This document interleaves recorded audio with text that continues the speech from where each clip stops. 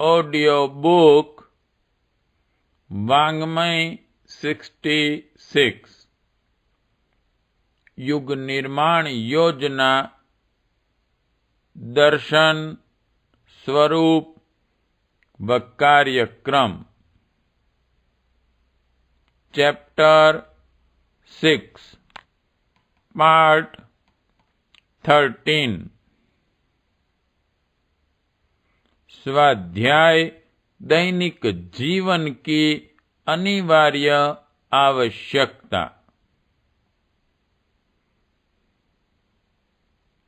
मनुष्य का मन कोरे कागज या फोटोग्राफी की प्लेट की तरह है, जो परिस्थितियां, घटनाएं एवं विचारणाएं सामने आती रहती हैं, उन्हीं का प्रभाव अंकित होता चला जाता है और मनोभूमि वैसी ही बन जाती है। व्यक्ति स्वभावतः न तो बुद्धिमान है और न मूर्ख, न भला है न बुरा। वस्तुतः वह बहुत ही संवेदनशील प्राणी है। समीपवर्ती प्रभाव को ग्रहण करना है और जैसा कुछ वातावरण मस्तिष्क के सामने छाया रहता है, उसी ढांचे में ढलने लगता है। उसकी यही विशेषता परिस्थितियों की चपेट में आकर कभी अधः पतन का कारण बनती है, कभी उत्थान का। आगरा जिले के खंदौली गांव के निकट शिकारियों ने भेड़िए की मांद में एक 6 वर्षीय बालक पाया। मादा भेड़िए ने कहीं से उठाए इस बच्चे को खाया नहीं, वरन उसे अपना दूध पिलाकर पाल लिया। जब यह बच्चा पकड़ा गया तो भेड़िए की तरह 4 पैर से चलता, बोलता और सिर्फ कच्चा मांस खाता था। सर्वत्र यही सिद्धांत लागू होता है। अपनी मौलिक प्रतिभा लेकर तो कोई विरले ही जन्मते हैं। आमतौर से सामने प्रस्तुत परिस्थितियां ही विचारों और आकांक्षाओं का सृजन करती हैं। उसी आधार पर व्यक्तित्व का एक कार्यक्रम ढलने लगता है। विचारों को उच्च स्तर पर ढालना मानवीय विकास की आधारभूत आवश्यकता है। प्राचीन काल में सुसंपन्न व्यक्ति भी अपने बालकों को निविड़ वन प्रदेशों में ऋषियों के समीप गुरुकुलों में सुशिक्षण के लिए भेजते थे। यों पढ़ाई लिखाई के लिए नौकर, ट्यूटर राजमहलों में भी रहते थे, रखे जा सकते थे, पर परिष्कृत वातावरण में रहने के कारण मनोभूमि का लाभ उन महान व्यक्तित्वों के सानिध्य में ही मिल सकता था। इसलिए हर विवेकवान सत्संग का लाभ उठाने के लिए न केवल बच्चों को ऋषि कुलों में भेजता था, वरन स्वयं भी तीर्थ यात्रा, वनवास, वानप्रस्थ आदि के बहाने उस वातावरण में रहने का प्रयत्न करता था, ताकि उस प्राण प्रवाह में अपने को प्रभावित कर सकना संभव हो सके।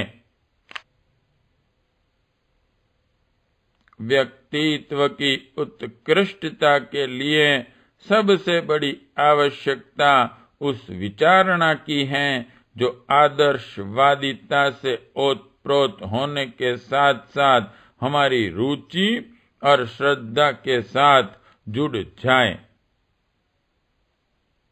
यह प्रयोजन 2 प्रकार से पूरा हो सकता है। एक तो आदर्शवादी उच्च चरित्र महामानवों का दीर्घकालीन सानिध्य। दूसरा, उनके विचारों का अवगाहन व स्वाध्याय। वर्तमान परिस्थितियों में पहला तरीका काफी कठिन है। एक तो तत्वदर्शी महामानवों का एक प्रकार सर्वनाश हो चला, श्रेष्ठता का लवादा ओढ़े कुटिल दिग्भ्रांत उलझे हुए लोग ही श्रद्धा की वेदी हथियाए बैठे हैं। उनके सानिध्य में व्यक्ति कोई दिशा पाना तो दूर, उल्टा भटक जाता है। जो उपयुक्त हैं वे समाज की वर्तमान परिस्थितियों को सुधारने के लिए इतनी तत्परता एवं व्यस्तता के साथ लगे हुए हैं कि सुविधा पूर्वक लंबा सत्संग दे सकना उनके लिए भी संभव नहीं। फिर जो सुनना चाहता है वही कहाँ खाली बैठा है। इसलिए जिन सौभाग्यशालियों को प्रामाणिक महापुरुषों का सानिध्य जब कभी मिल जाए तब उतने में ही संतोष कर लेना पड़ेगा। दीर्घकालीन सत्संग की संभावनाएं आज की स्थिति में कम ही हैं। दूसरा मार्ग ही इन दिनों सुलभ है। स्वाध्याय के माध्यम से मस्तिष्क के सम्मुख वह वातावरण देर तक आच्छादित रखा जा सकता है जो हमें प्रखर और उत्कृष्ट जीवन जी सकने के लिए उपयुक्त प्रकाश दे सकें। स्वाध्याय में बौद्धिक भूख और आध्यात्मिक आवश्यकता की पूर्ति के लिए हमें पेट को रोटी और तन को कपड़ा जुटाने से भी अधिक तत्परता के साथ प्रयत्नशील होना चाहिए। स्वाध्याय दैनिक नित्य कर्मों में शामिल रखा जाए, क्योंकि चारों ओर की परिस्थितियां जो निष्कर्ष निकालती हैं उनमें हमें निकृष्ट मान्यताएं और गतिविधियां अपनाने का ही प्रोत्साहन मिलता है। यदि इस दुष्प्रभाव की काट न की गई तो सामान्य मनोबल का व्यक्ति दुर्बुद्धि अपनाने और दुष्कर्म करने में ही लाभ देखने लगेगा। स्नान करने, दांत मांजने, कपड़े धोने और झाड़ू लगाने की नित्य आवश्यकता इसलिए पड़ती है कि निरंतर मलिनता की जो परत जमा होती रहती है उसे जल्दी जल्दी हटाए बिना स्वच्छता खतरे में पड़ जाती है। इसी प्रकार मन के ऊपर चारों ओर से गर्हित वातावरण का प्रभाव पड़ते रहने से जो मलिनता जमती है उसके परिष्कार का एकमात्र उपाय स्वाध्याय ही रह जाता है। जीवित या मृत महामानवों के विचारों, चरित्रों का प्रभाव जब चाहे तब जितनी देर तक चाहे उतनी देर तक उनके साथ सामीप्य सानिध्य का लाभ ले सकते हैं। उनका साहित्य हमें हर समय उपलब्ध रह सकता है और अपनी सुविधानुसार चाहे जितना संबंध उसके साथ जुड़ा रखा जा सकता है। इस संबंध से माता का दूध पीने का लाभ उठाने वाले बच्चे तथा रक्तदान प्राप्त करने वाले रोगी की तरह हर किसी को स्वाध्याय द्वारा समुचित लाभ उठाने का अवसर मिल सकता है। पुस्तकों का मूल्य स्वल्प होता है, पर उनके द्वारा जो प्रभाव उपलब्ध किया जा सकता है उसे बहुमूल्य या अमूल्य ही मानना पड़ेगा।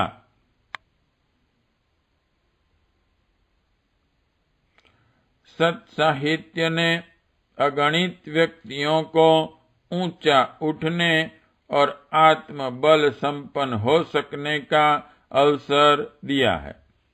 भगवान श्री कृष्ण गीता का ज्ञान सुनाकर एक अर्जुन को ही लाभ दे सके, पर उस महाग्रंथ ने न्यूनाधिक मात्रा में उस समय से लेकर अब तक करोड़ों अरबों मनुष्यों को प्रकाश दिया है, और उस प्रकाश के माध्यम से असंख्य ने जीवन लक्ष्य प्राप्त करने में सफलता पाई है। प्रेरक साहित्य सदा व्यक्तित्व, चरित्र, मनोबल और आत्मनिर्माण में सहायता करता रहा है। इस प्रेरणा से प्रभावित अगणित व्यक्ति तुच्छता के बंधनों को तोड़कर महानता वर्ण करने में समर्थ हुए हैं।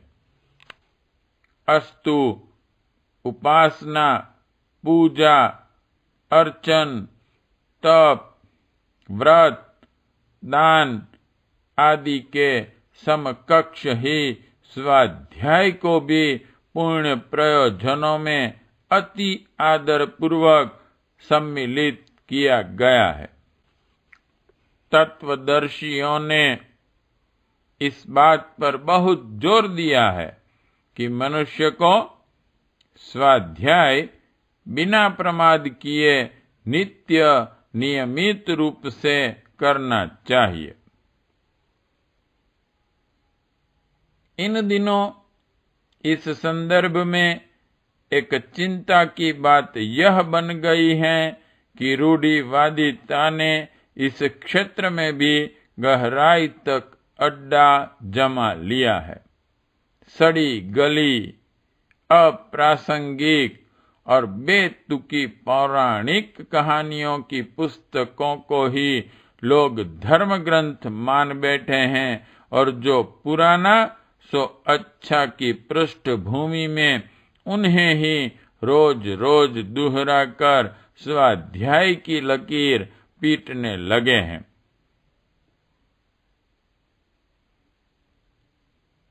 इस निरर्थक विडंबना से भला किसका क्या लाभ हो सकता है?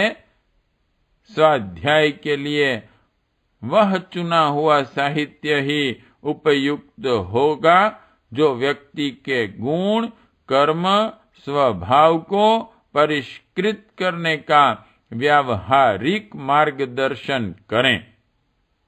आज व्यक्ति और समाज की परिस्थितियां प्राचीन काल से भिन्न हैं, सो उनके समाधान भी युग के अनुरूप ही होने चाहिए।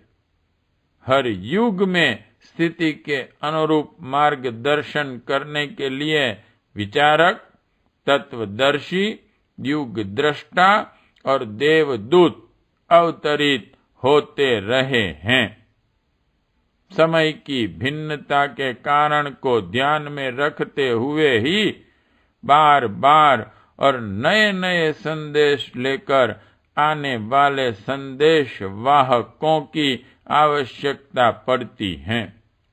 आज की परिस्थितियों के अनुरूप मार्गदर्शन इस युग के ऋषि ही दे सकते हैं, और स्वाध्याय के लिए वैसे ही साहित्य की उपयोगिता हो सकती है।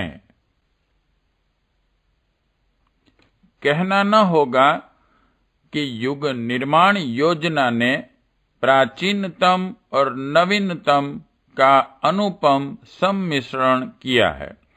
सृष्टि के आदिकाल से लेकर चले आ रहे सनातन धर्म सिद्धांतों के आधुनिक बुद्धिवाद और विज्ञानवाद के साथ जोड़कर वर्तमान परिस्थितियों के उपयुक्त ऐसे समाधान प्रस्तुत किए हैं जिन्हें विवेकवानों ने अद्भुत और अनुपम कहा है। स्वाध्याय के लिए यह सस्ता और छोटा दिखने वाला साहित्य वस्तुतः तथा कथित पोथी पत्रों से 1000 गुना अधिक महत्वपूर्ण है। स्वाध्याय के लिए उपयुक्त साहित्य जिसने व्यक्ति और समाज के सर्वांग विकास को सांगोपांग दिशाएं प्रस्तुत की हों, शायद ही अन्यत्र कहीं उपलब्ध हैं। जो कुछ सर्वश्रेष्ठ इस संसार में उपलब्ध हैं, उन फूलों का सार मधुर मधु ही इसे कहा जाए तो कुछ भी अत्युक्ति न होगी। उचित यही होगा कि हर दिग्भ्रांत करने वाली विभिन्न पुस्तकें पढ़ने की अपेक्षा स्वाध्याय के लिए युग निर्माण साहित्य चुने और उसे पढ़ने का क्रम नित्य कर्म की तरह अपने दिनचर्या में सम्मिलित कर लें। प्रश्न 1, सिद्ध कीजिए कि मनुष्य संवेदनशील प्राणी है। 2, मनुष्य में विचारों एवं आकांक्षाओं का सृजन कैसे होता है। 3, मानवीय विकास की आधारभूत आवश्यकता क्या है। 4, प्राचीन काल में छात्रों को ऋषिकुल में क्यों भेजा जाता था। 5, व्यक्तित्व की उत्कृष्टता किन किन तत्वों पर निर्भर है। 6, स्वाध्याय क्यों आवश्यक है। 7, प्रेरक साहित्य के अध्ययन से क्या लाभ है।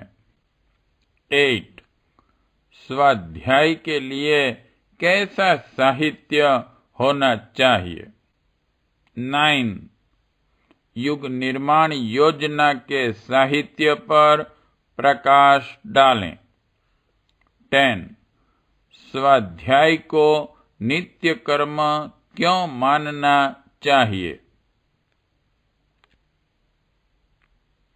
पार्ट 13 समाप्त।